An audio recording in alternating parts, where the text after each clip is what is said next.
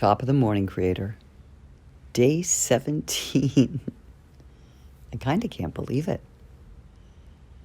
I kind of want this to go on forever. But guess what? It can. It does. You see, the joy, the juice, the feeling good, the focusing on what works, that goes on forever. It's a choice. It's a choice we make whether or not we want to delve into our deep pool of knowing, to immerse ourselves there, to take all the good from there and move it forth into our day with everything that we do and focus upon. It is always available to us. The river of well-being that Abraham speaks of, your sea of tranquility, your vortex, your happy place, your sanctum sanctorum. It's always here. It's always available, readily. And through the work that we have done here together, my hope and desire is that you have discovered how abundant it is, how easy it is to feel its presence, and not only to feel it, but to be awash in it. How it never leaves you. It's only us that go about being human and forget, put it aside for a moment that we're these gods and stomping around the planet. And then at any moment in time, we can drop back into this place, into our place, and become replenished. Because it's what it is. It's a replenishment, isn't it? We as humans have to drink water every day. Actually, almost everything has to have water every day in order to live. Well, it is my supposition that we need this every day in order to live as well. If we're going to live and thrive, then we need to dip our cup into this sea. This sea that is our, I want to use religious words, and it's kind of strange, but I was raised a Catholic girl, so that kind of makes sense, but it's a spiritual thing, isn't it? You can't even find the words. Oh, sure, it's my temple, it's my sanctuary, it's so much more. So yes, replenishing and starting as we do together in the morning, it is my hope and desire that you continue this long after this exercise that we've been on together. Because your life will just continue to get better. It can't help but not. It is momentum. It is law of attraction. And the more time you spend in this place of knowing and blending and unfettered allowing, then the more expansive you become, the higher your vibration. And then you attract from that place. You see, because law of attraction, right? So if you've got a dull light, kind of dirty, kind of blinks on and off every once in a while because its connection isn't exactly perfect or consistent, then you're going to get that from law of attraction, aren't you? little smatterings here and there, bing, bing, bing, bing, bing. But you're probably not even aware that they're there, and you're not focused on it, so you wouldn't even know it anyway. But this that we are doing, this cultivation of your understanding of the sea of silence and knowing, this is how you become the grand attractor. And like water, you quench your thirst. Yes, in the morning when you awaken, which is normal, right? That's why they call it breakfast, break fast. So you're starting your day by dipping into your place, your place of infinite possibilities. And then by doing what we call the pre-paving, casting your net out in front of you of all that you want to happen, focusing, that's dipping back in, you see? That's conscious creating. That's alignment. That's blending. And so that fortifies you throughout your day.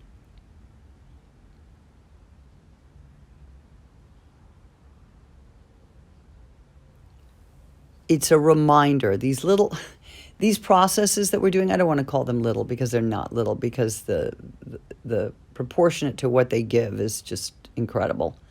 The processes that we're doing basically all are about the exact same thing. Reminding you of who you are, reminding of you of what you're capable of, reminding you that you always have a place of replenishment. Okay? That's it. And there are different ones, there's so many different ones that we can utilize, and it all does the exact same thing. It brings us into the now moment. Yes, we're back to that again. The now moment where everything is possible. The now moment where you are your most powerful, your most supreme.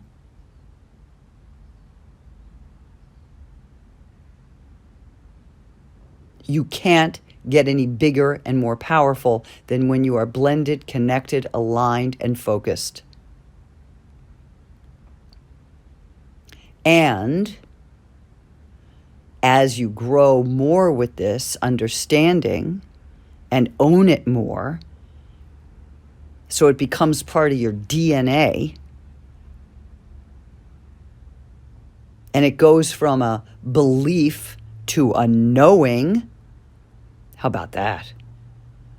A belief to a knowing. Knowing is grounded. Knowing is firm and secure and resolute and irrefutable. Knowing. Oh, there's nothing better. There's nothing better than knowing who you are. Without hesitation, without vacillation.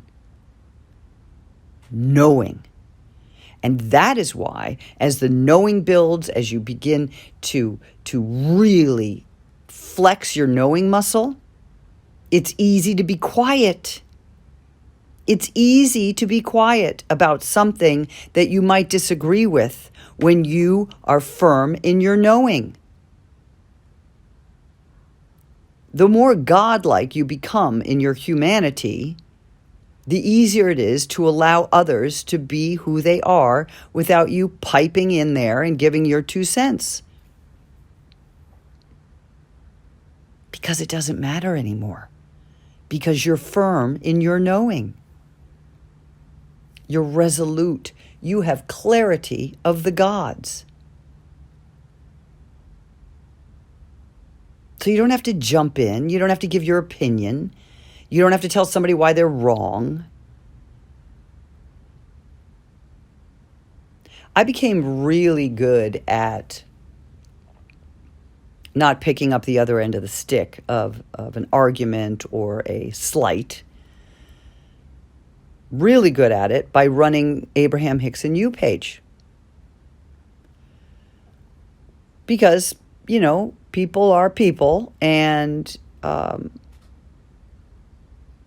I've gotten some,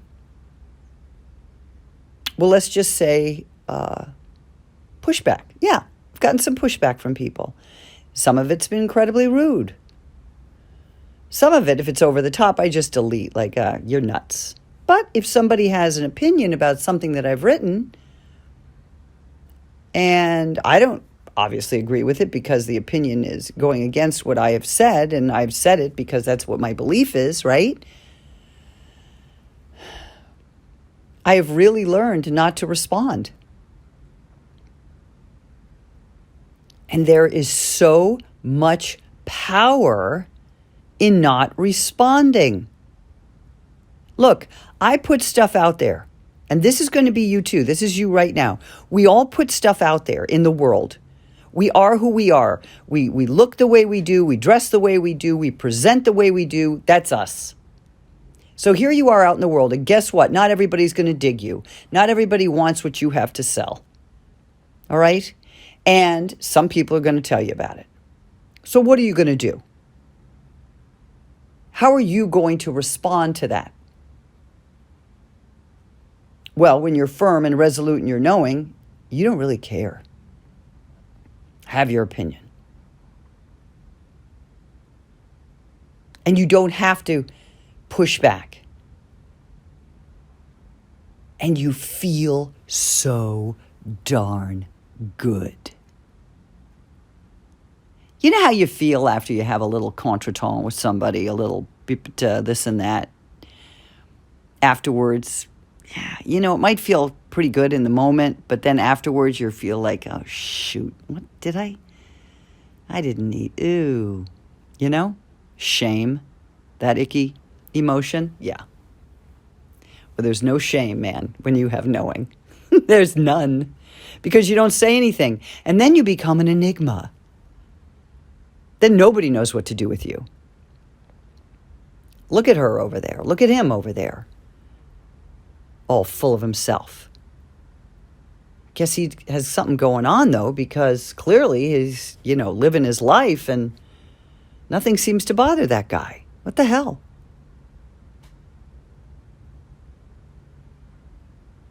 And you can, once you realize that your own counsel is your best counsel, you don't have to ask other people's opinions of anything, ever, again, unless you want to. And then you have to be decisive and say, who do I want to ask it of? Whose opinion do I value? Who's going to really understand where I'm coming from? And there's no one on the planet but you and your posse of dead geniuses and your inner being and source energy. And when you begin to use them as your sounding board, when you have a query and you sit down and you write about it, whenever it is, I keep a notebook in my car for a variety of reasons, for just what I have said, and for also, if I'm feeling really great, I want to write about it so it feels better. I want to expound on it. I want to expound on the energy and the vibration. Maybe just sit out loud and say, okay, listen, I have a question, universe. What's happening with this? Bring me your answer. I'll take my answer off the air because we know that the vibration of the question and the answer are different. So you have to throw the question out there and then allow for the answer to come to you.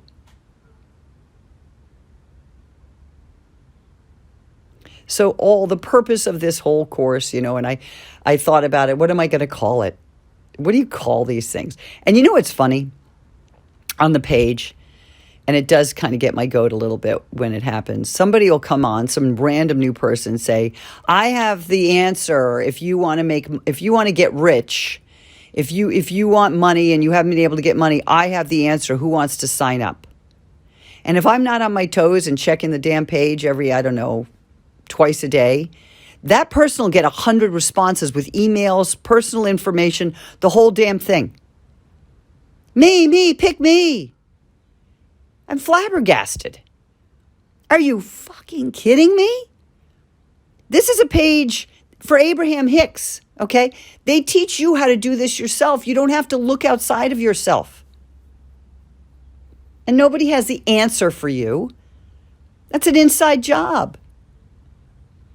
So I know that if I throw something out there and say, hey, want to make money? Hey, want a new lover? Hey, I'll get it. But that just seems trite. It seems so much less than what, if you really put this stuff to work, what you can glean from it, right? And that's how I came up with personal empowerment and success. I don't know. Whatever. It's just words. But at least it got you all to join with me and have this party, which is such a gift. Okay. Let's have a meditation. Let's go dip into the sea of tranquility. Your sea. Your personal, unique place.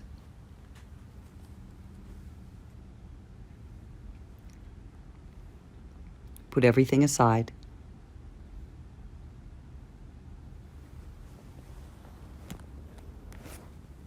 Relax in your seat.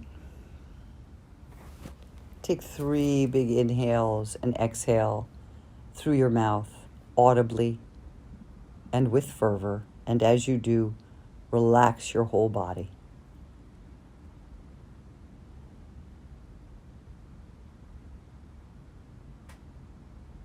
Let the chair hold you. Let whatever you're sitting in hold you up.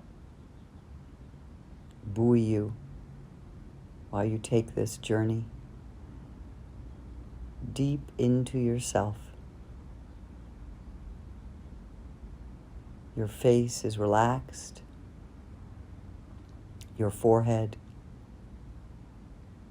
skin on your face, your cheeks.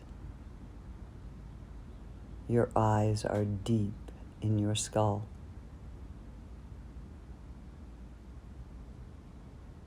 Your tongue sits at the base of your mouth. Your ears hang heavy. Your throat is open and relaxed. Your neck is relaxed. Your shoulders sink down away from your heavy ears. Your arms dangle from your torso and lay heavy in your lap. Your hands relaxed. Your wrists and forearms. Your chest, although moving with the breath, is relaxed, released. Your belly is relaxed. Your hips and pelvis are heavy. Your thighs, your knees, lower legs, ankles, feet, and toes.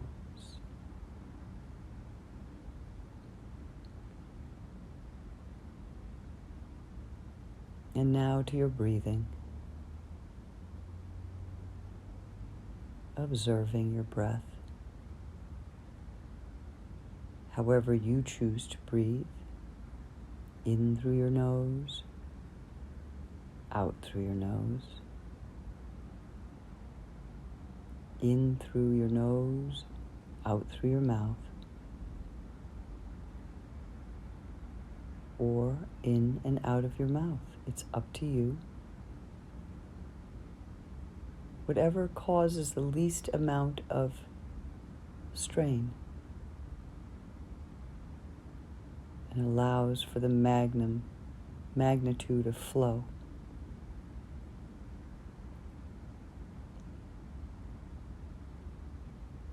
Counting the beats of 3 in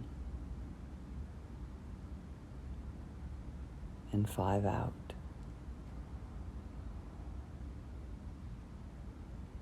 And while putting your attention on the breath, the attention of an observer, Noting the parts of the body that want to participate, but that you don't need to participate in this action.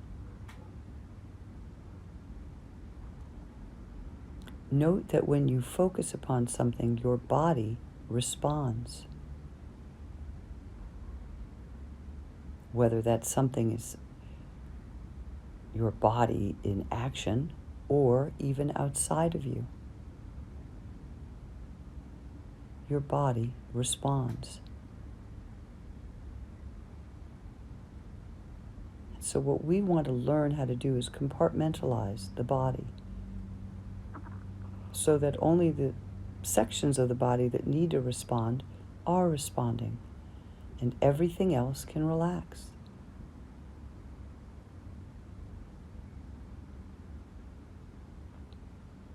Scanning your body. Where do you see that you've tensed up again? Just noting it, not judging it. Noting it. Oh, where's my stomach, perhaps? Or where's my jaw or tongue? Are my eyes, have they moved forward in my skull? Noting how our focus engages parts of our body.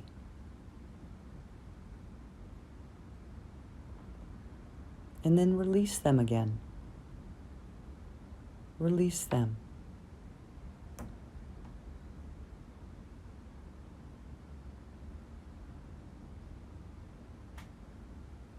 And continuing to watch your breath and feel yourself with each release blending more fully into the space around you, where the lines between your body and the air, your body and your clothes, your body and the chair you're on or the bed you're in, dissipates.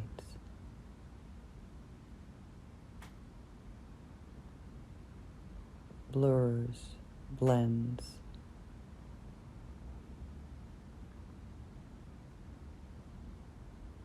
until you find yourself in the space of no time.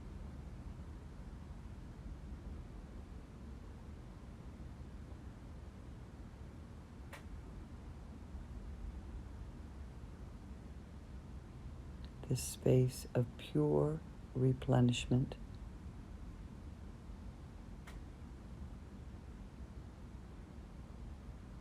tranquility. Your mind is wide open.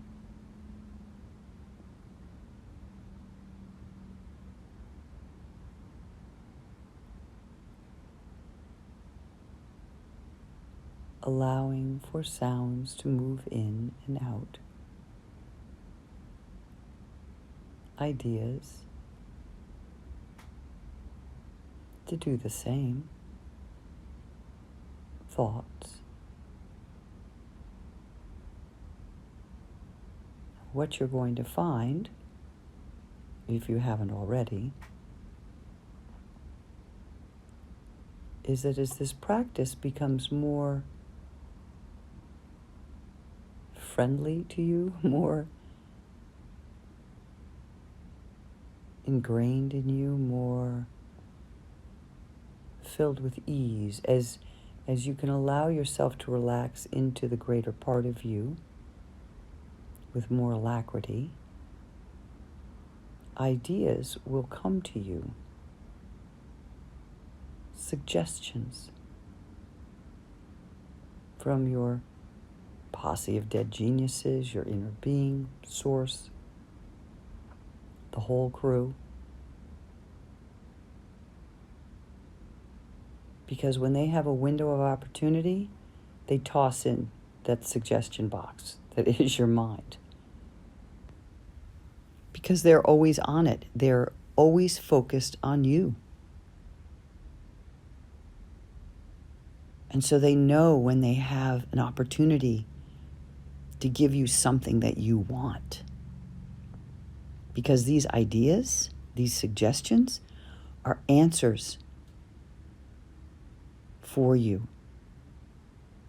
Are ideas that work in conjunction with your desires and are perfectly placed at the most opportune time and moment for you to receive it, and not only receive it, start to play with it.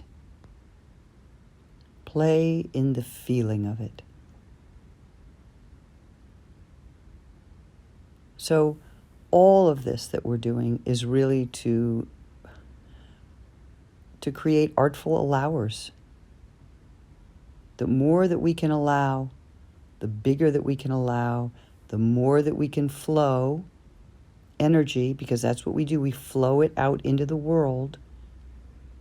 And the more we can open our spigot and get that energy flowing through our system, the bigger the results will be. It's how this whole crazy system is set up. And so what I would like you to do now is to just sit, and I will be quiet for a minute or two while you feel the deliciousness of being blended with you.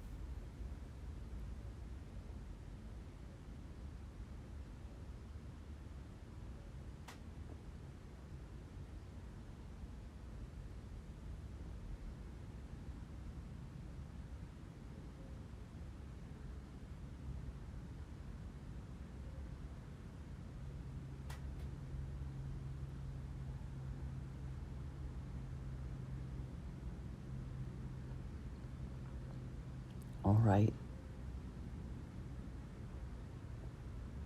Starting to breathe a little deeper.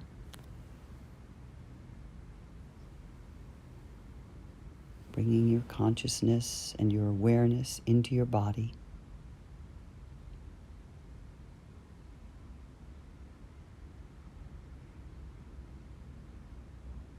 But you're bringing a talisman, aren't you? From your time in no time. A reminder, a feeling, a knowing.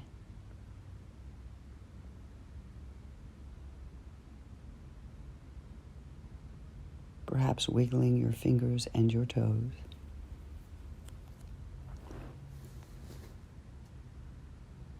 Stretching back into your body, fully aware.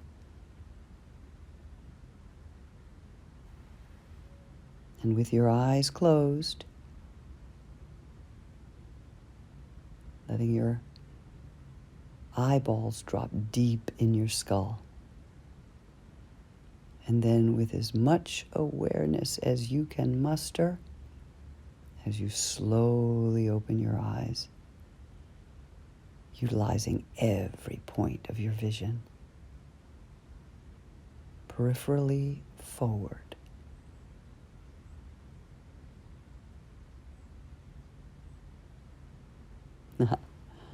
Welcome back.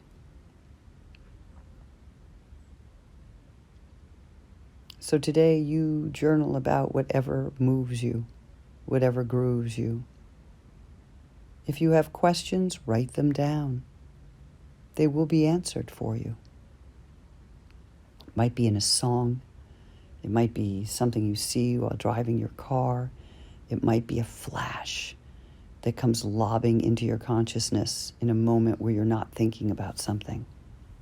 But the answer will come. That I can promise you. And what I would like to do today is I'd like to recite a poem to you before I go. I love to memorize poetry. I have a thing for Victorian poets, but there is a poet who, actually, she just went into non-physical, Mary Oliver, and her poem is Wild Geese.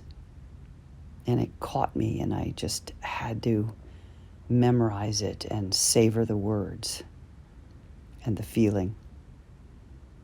So this poem is for you, Creator. Wild Geese by Mary Oliver. And it goes like this.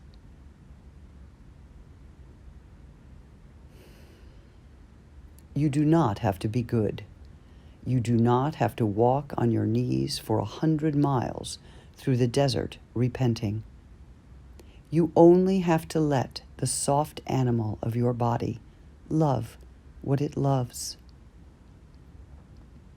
Tell me about despair, yours, and I will tell you mine. Meanwhile, the world goes on. Meanwhile, the sun and the clear pebbles of the rain are moving across the landscapes, over the prairies and the deep trees, the mountains and the rivers. Meanwhile, high in the clean blue air, the wild geese are heading home again. No matter who you are, no matter how lonely, the world offers itself to your imagination, calls to you like the wild geese, harsh and exciting, over and over, announcing your place in the family of things. Until tomorrow, Creator. Ciao.